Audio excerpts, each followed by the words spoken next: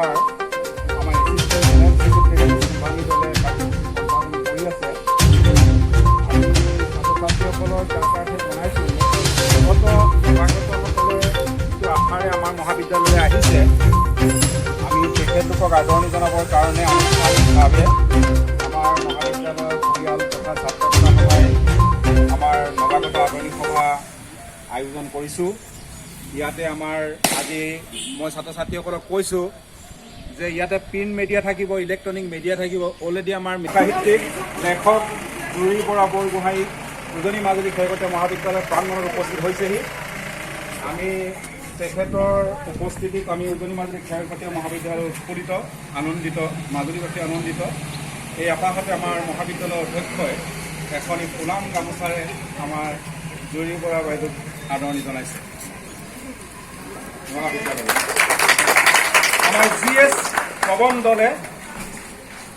S পৱন দলে এখনি ফুলাম গামোচাৰে আমাৰ জুৰি বৰা বাইদেউক আদৰণি জনাইছে।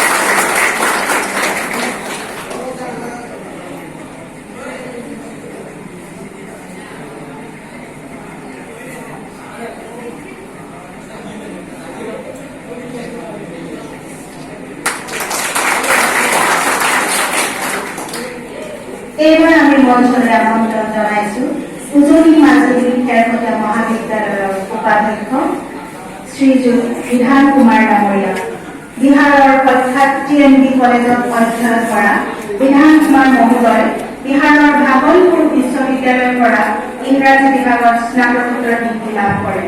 1991 চনতে এই মহাবিদ্যালয়ত শিক্ষকতা আৰম্ভ কৰা শ্ৰদ্ধাৰ কুমাৰ ছাৰক আমি এই সভাখনি উদ্বোধন কৰিবৰ বাবে আমন্ত্ৰণ জনাইছোঁ। তেখেতকো আমি মঞ্চত উপস্থিত হ'বলৈ অনুৰোধ জনাইছোঁ। তেখেতক মঞ্চলৈ আগুৱাই আনিবৰ বাবে NCCৰ কেডেটসকলক মই অনুৰোধ জনাইছোঁ।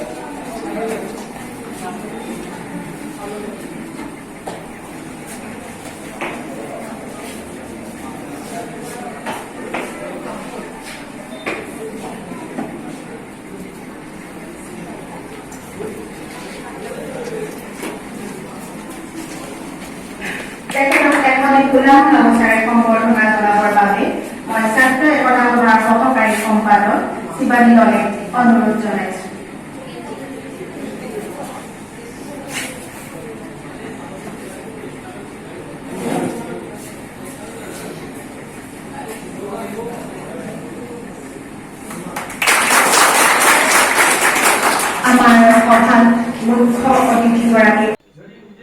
মোৰ ভাল লাগিছে মই নিমন্ত্ৰিত হোৱাৰ কাৰণে মই আচলতে সন্মানিত আৰু এটা কথা ভাল লাগিছে যে গোটেই কলেজখনৰ পৰিৱেশটো আৰু এনেকুৱা আমাৰ যিবিলাক প্ৰান্তীয় কলেজবোৰে বহুত ষ্ট্ৰাগল কৰিব লাগে, বহুত যুঁজ কৰিব লাগে।